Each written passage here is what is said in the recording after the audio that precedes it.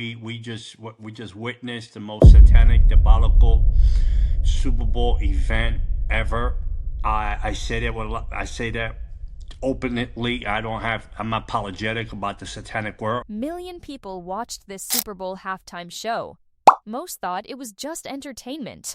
But a former Satanist who spent 25 years in the occult says you just witnessed the largest demonic ritual ever broadcast on live television. And every single detail, from the costumes to the staging to who performed, was carefully planned. This is what he saw that you didn't. We in Black History Month, right? What would you want to bring a Puerto Rican in, right? His name is John Ramirez. For 25 years, he was a high-ranking Satanist, performing rituals, understanding demonic operations, living in that world. Then he converted to Christianity and now dedicates his life to exposing what he calls satanic operations hidden in plain sight. And when he watched the Super Bowl halftime show, he didn't see a cultural celebration. He saw a textbook occult ceremony. I know how it starts. I know the diversions. I know the distractions. I know how to bring division in order to bring the demonic into the stadium. First, the distraction. Social media exploded with outrage. Why is Bad Bunny singing in Spanish? Why feature Puerto Rican culture in February instead of June during Puerto Rican Heritage Month? People fought online for days, but Ramirez says that was the entire point. Bad Bunny speaks fluent English. He chose Spanish to create controversy.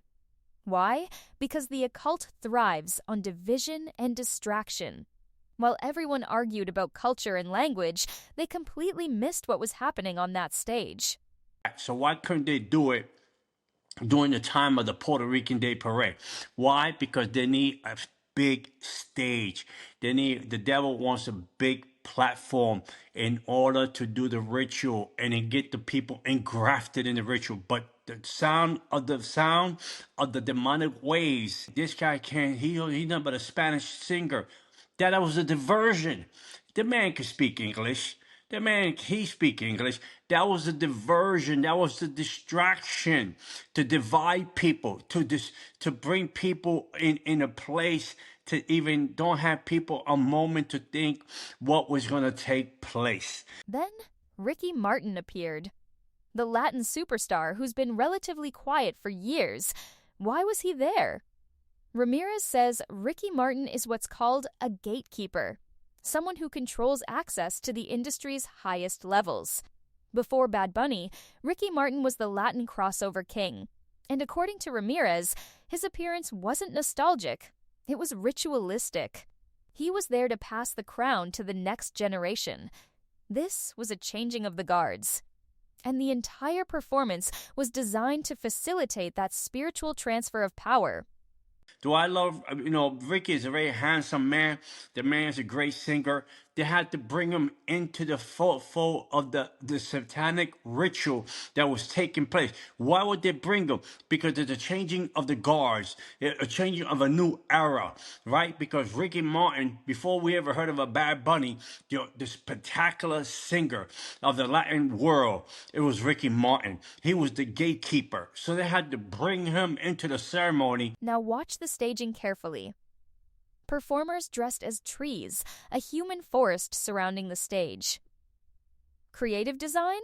Ramirez says no. In ancient occult practices, rituals happened in high places, elevated forests, and mountaintops, where practitioners believed they were closer to spiritual realms.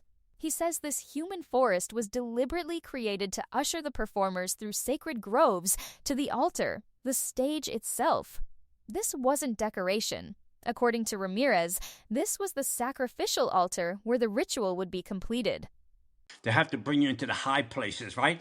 Why would they want to do that? So they have to bring in the place and dress it up like they have a high place. They have to usher you into the forest. They have to usher you into the forest, up to the stage. That's the sacrificial place where they place you on. That's the altar they place you on. Then came Lady Gaga. In a flowing light blue dress, Ramirez calls her the high priestesses, someone with the spiritual authority to officiate this ceremony. That blue dress, It represents the goddess Isis and Yemaya from Santerra, mother goddesses of the occult world. She's the madrina, the godmother.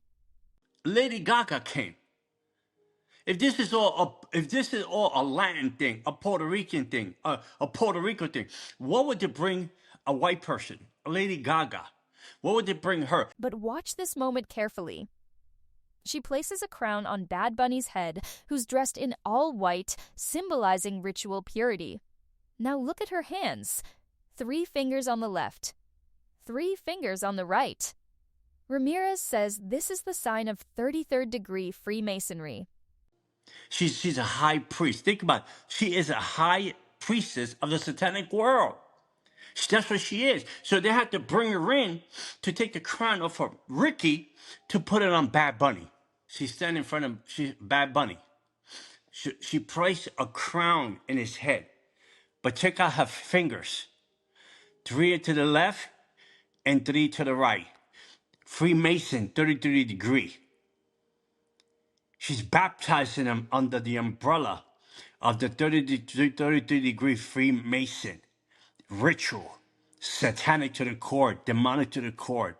She's putting a crown on him, right?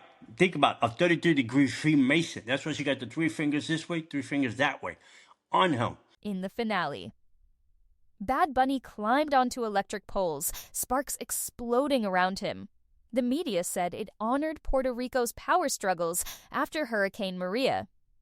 But Ramirez sees something else entirely. You know what the pole represent? Between heaven and earth. The energy that's coming from the second heaven and the earth and the people in the stadium.